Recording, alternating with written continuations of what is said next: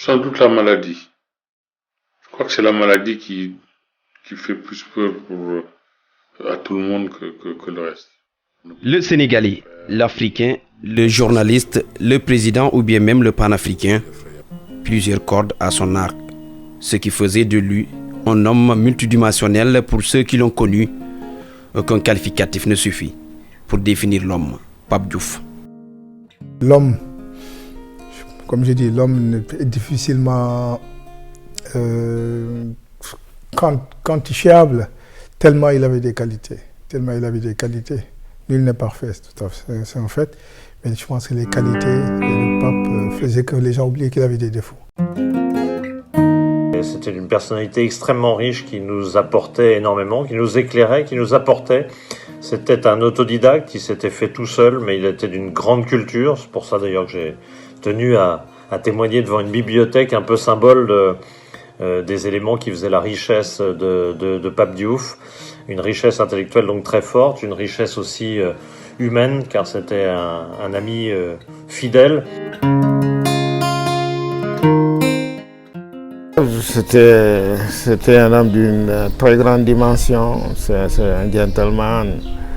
Pape Diouf, c'est quelqu'un qui a marqué les gens, qui a marqué partout où il est passé. Il était leur pape et chacun d'entre eux garde un souvenir de lui. Ma rencontre avec Pape, c'est une rencontre fortuite entre deux passionnés de ballon. Et le hasard de la vie a fait qu'on s'est retrouvés sur beaucoup de choses. Sur le plan relationnel, on avait des amis en commun, on avait une passion en commun, c'était le football. On avait beaucoup de choses qui nous liaient. Je l'avais fait venir effectivement à Canal+, dans Talents d'Afrique, au même titre que Claude Leroy, au même moment. Déjà, ce sont deux hommes d'une grande valeur et d'une grande vision sur le foot africain. Ce sont ensuite deux proches avec qui je conversais régulièrement sur ces éléments-là.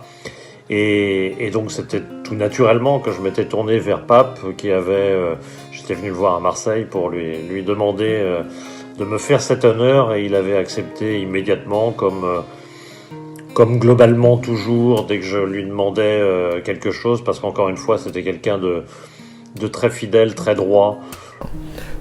Pour moi, qui l'ai connu en 1986, je cheminais avec lui de 1986 jusqu'à sa mort. C'est un homme de valeur. C'est un homme qui est profondément humain, profondément généreux. Voilà. Un homme de vérité, qui n'avait pas peur de la vérité. Des qualités qui faisaient de l'homme un grand panafricain. C'était ça en fait sa vie vers la fin.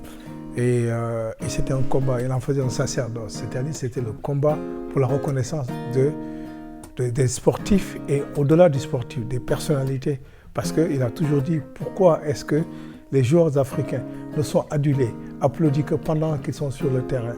Et en dehors du terrain, combien de joueurs ne peuvent plus accéder aux postes d'entraîneur quand lui-même se définissait comme une anomalie sympathique. En le disant, les gens en ont rigolé. Ce combat, son autre cheval de bataille, mais Pape Diouf a toujours été un esprit libre. Quand il s'est lancé dans la politique à Marseille, en fait, ça rejoint le combat que je disais qu'il avait envie de mener.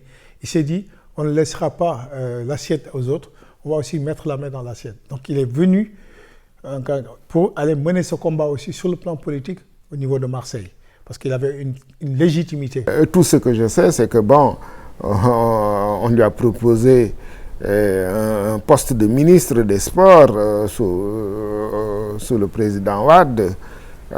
Quelqu'un est venu faire la démarche, mais Pape n'en voulait pas.